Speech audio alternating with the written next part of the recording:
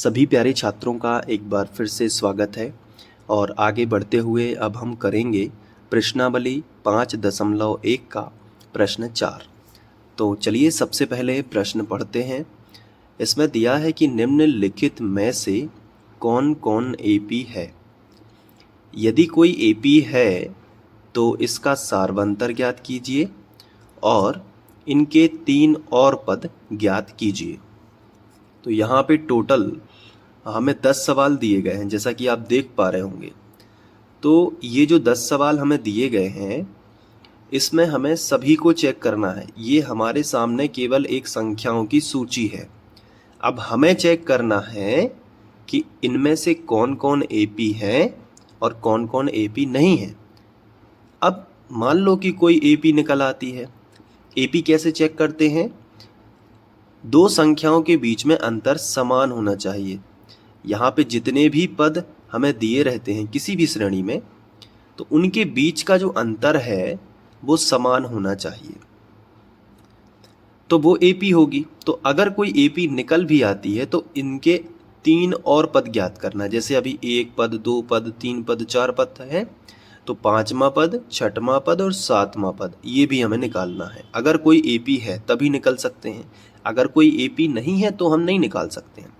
तो चलो पहला सवाल हम शुरू करेंगे। जब भी हम कोई सवाल शुरू करेंगे इन 10 सवालों में से, तो सबसे पहले हम चेक करेंगे कि वो एपी है या नहीं, क्योंकि गलती नहीं कर देना। क्योंकि आप इसको एपी मान के चलोगे तो डायरेक्ट ए और डी निकाल लोगे, यानी प्रथम पद और सार्वंतर, ऐसा मत करना।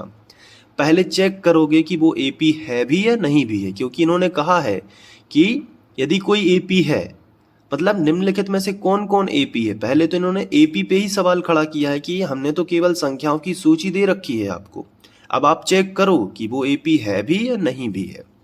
तो चलो फिर पहला सवाल करते हैं। पहले सवाल से आपको सब कुछ समझ में आ जाएगा। तो ये है पहला सवाल। अब चूंकि ये एपी नहीं है तो हम ऐसा नहीं लिख सकते कि दी गई समांतर श्रेणी। तो हम क्या लिखेंगे? हम लिखेंगे दी गई संख्याओं की सूची। तो हमने हेडिंग डाली हल, फिर हम लिखेंगे दी गई संख्याओं की सूची। ठीक है, दी गई संख्याओं की सूची। हम सबसे पहले यही लिखेंगे। तो ये जो सूची दी गई है इसको हम लिख लेते हैं।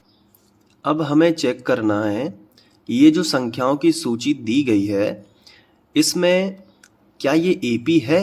तो कैसे चेक करोगे? बहुत आसान है। दूसरे पद में से पहले पद को घटाओगे और तीसरे पद में से दूसरे पद को घटाओगे और चौथे पद में से तीसरे पद को घटाओगे, और अगर इनके बीच का जो गैप है वो समान आया तो वो एपी है। देखो कैसे। दूसरा पद क्या है? 4, 4 में से 2 घटाएंगे, यानी कि दूसरे पद में से पहला पद घटाएंगे, जो उत्तर आएगा वो यहाँ पे लिखा जाएगा। फिर तीसरे पद में से दूसरा पद घटा देंगे। तो तीसरा पद क्या है? 8 है, उसमें से दूसरा पद कौन घटेगा? 4। इसका जो आंसर आएगा वो लिखेंगे। तो चलो साथ में करते चलते हैं। A2 माइनस A1 यानी दूसरे पद में से पहला पद, यानी 4 में से क्या घटेगा? 2 घटेगा। तो 4 में से 2 जाएंगे तो कितना आ गया? 2 आ गया। ठीक है, तो इन दोनों के बीच का जो गैप है वो कितना है बेटा? 2 है। आगे बढ़ो। तीसरे पद में से चौथा पद घटा दो। तीसरा पद क्या है? 8। तो 8 में से क्या घटा दो? 4। तो 8 में से 4 जाएंगे तो कितना आ गया? 8 में से 4 गया तो 4 आया। तो क्या ये अंतर समान है? बिल्कुल नहीं। यहां भी 2 ही उत्तर आना चाहिए था, लेकिन कितना आ गया? 4। तो ये जो संख्याओं की सूची है ये एपी नहीं हो सकती, क्योंकि इनके बीच में समान अंतर नहीं है। तो तीसरा निकालने की जरूरत नहीं है। जब ये दोनों ही बराबर नहीं है तो हम लिखेंगे कि यहां A2 माइनस A1 बराबर नहीं है किसके? A3 माइनस A2 के। A3 माइनस A2 के। अतः दी गई संख्याओं की सूची, दी गई संख्याओं की सूची क्या नहीं है? ए पी नहीं है। बहुत बढ़िया, क्या नहीं है बेटा? ए पी नहीं है। अतः दी गई संख्याओं की सूची ए पी नहीं है। पहला सवाल हमने कर लिया। क्या आपको समझ में आया है पहला सवाल? अगर आया है तो वीडियो को लाइक कर देना, ठीक है? इतना ही मैं आपसे मांगता हूं कि वीडियो को लाइक कर देना। दूसरा सवाल करते हैं। तो दूसरा सवाल आपके सामने है। अब ये संख्याओं की एक सूची है, तो सबसे पहले हम लिखेंगे दी गई संख्याओं की सूची, और जो सूची दी गई है उसको हम लिख लेते हैं। अब हमें चेक करना है कि क्या ये समांतर श्रेणी है या नहीं है। तो वही फंडा है, दूसरे पद में से पहला पद घटा दो, तीसरे पद में से दूसरा पद। देखो कैसे, आपको लिखना है a2 माइनस a1। a2 क्या है? दूसरा पद, और a1 क्या है? पहला पद। चलो घटाओ। तो दूसरा पद क्या है? 5/2। तो 5/2 में से घटाना है यानी माइनस करना है 2, तो 2 लिख लिया। अब एक परिमेय संख्या और एक परिमेय संख्या है, लेकिन ये बटे के तौर पे नहीं है, तो इसके बटे 1 माना जाता है। तो हम ऐसे भी लिख सकते हैं कि देखो 5 जो 2 है, अभी 5 के बटे में है 2, लेकिन अगर 2 का गुणा इसमें भी हो जाएगा तो सबके बटे 2 हो जाएगा। ऐसा होता है अगर एक बटे के रूप में संख्या लिखी हो और एक ऐसे लिखी हो। तो देखो 2 का गुणा इसमें कर देते हैं। तो 5 ऊपर वाली संख्या को बिल्कुल भी नहीं टच करना है, इसको ज्यों का त्यों लिखो। माइनस लगा है तो माइनस भी लिख लो। अब नीचे वाला जो पद रहता है वो ऊपर वाले पद में गुणा करता है, यानी 2 दूनी 4। ठीक है। अब ये जो 2 5 बस के बटे में था ना, अब सबके बटे में ये 2 आ जाएगा। ठीक है, मतलब 2 सोच रहा था कि मैं अभी 5 के बटे में हूं तो इसके भी बटे में आ जाऊं, तो ये कीमत चुकानी पड़ेगी कि इसको इससे गुणा करना पड़ेगा। तो 2 दूनी 4। अब देखो ये पूरे के बटे 2 आ गया। अब इसको आगे सॉल्व करोगे तो देखो 5 में से 4 चले जाएंगे तो कितना बचेगा? 1 बचेगा, और बटे कितना है? 2। तो हमें a2 माइनस a1 कितना मिला? 1/2। यानी इन दोनों संख्याओं के बीच का जो गैप है बेटा वो कितना है? 1/2 है।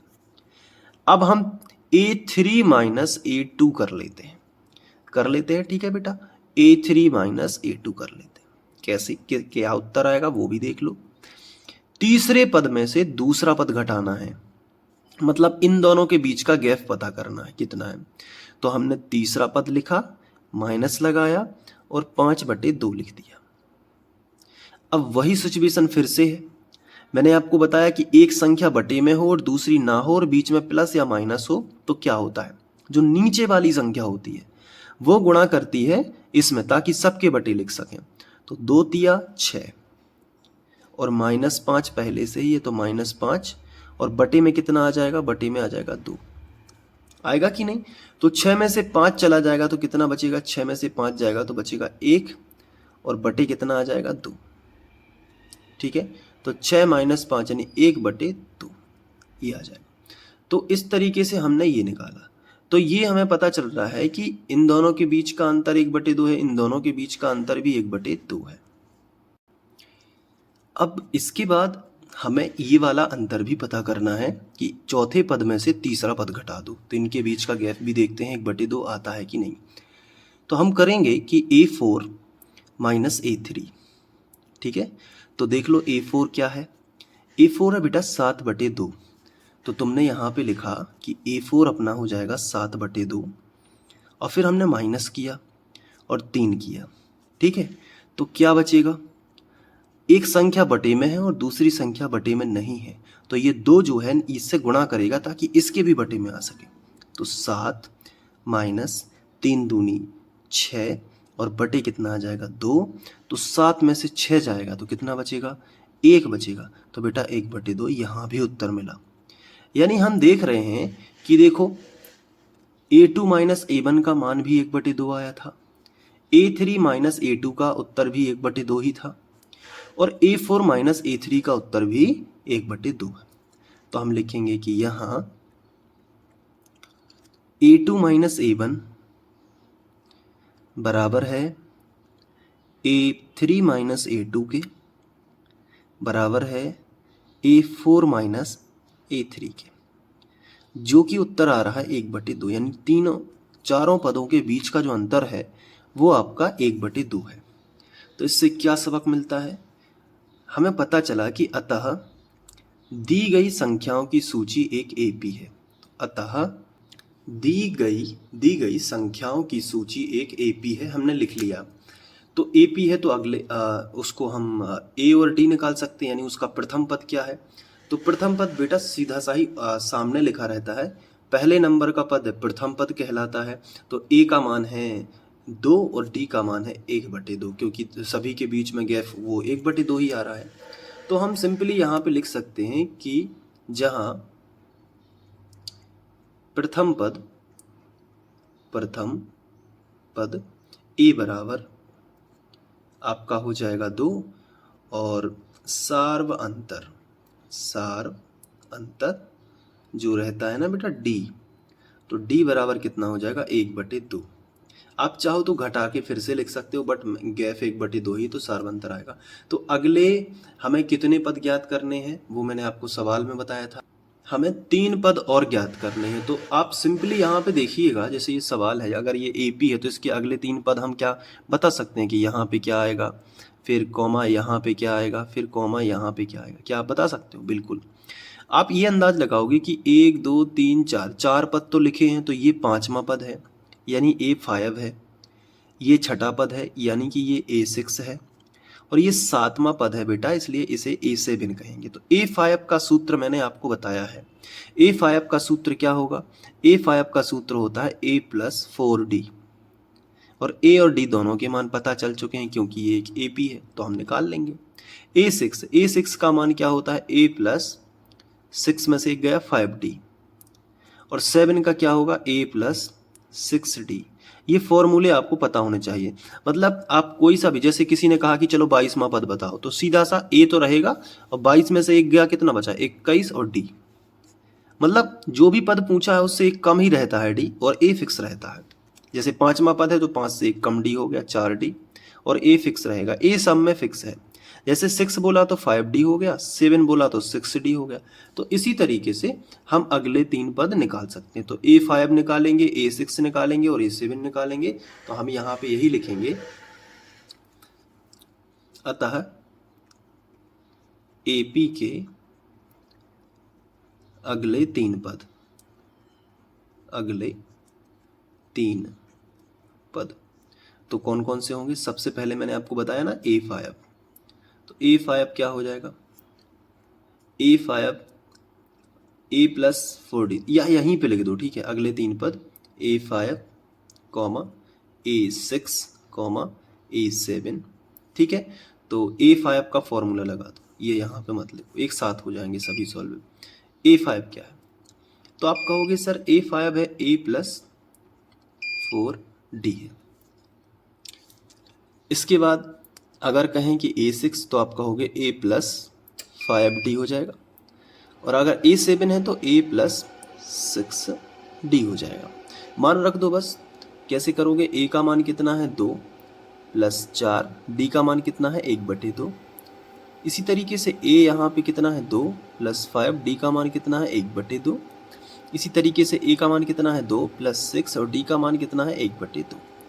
बस कैलकुलेट करते जाओ, 2 दूनी 4, तो 2 + 2 कितना हो गया? 4, ठीक है। तो अगला पद क्या हो जाएगा? 4।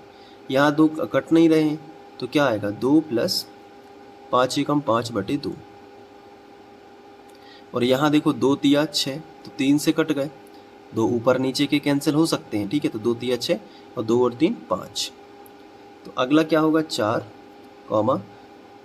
नीचे जो संख्या लिखी है ना, ये इसके भी बटे में आना चाहती है तो इससे गुणा करेगी। मैंने आपको ये फिनोमेना समझाया है। तो 2 दूनी 4 + 5 और बटे 2 और 5।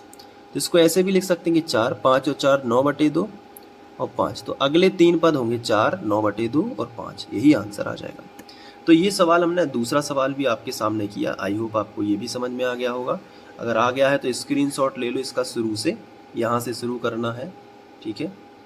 इसके बाद ये, इसके बाद यहाँ पे,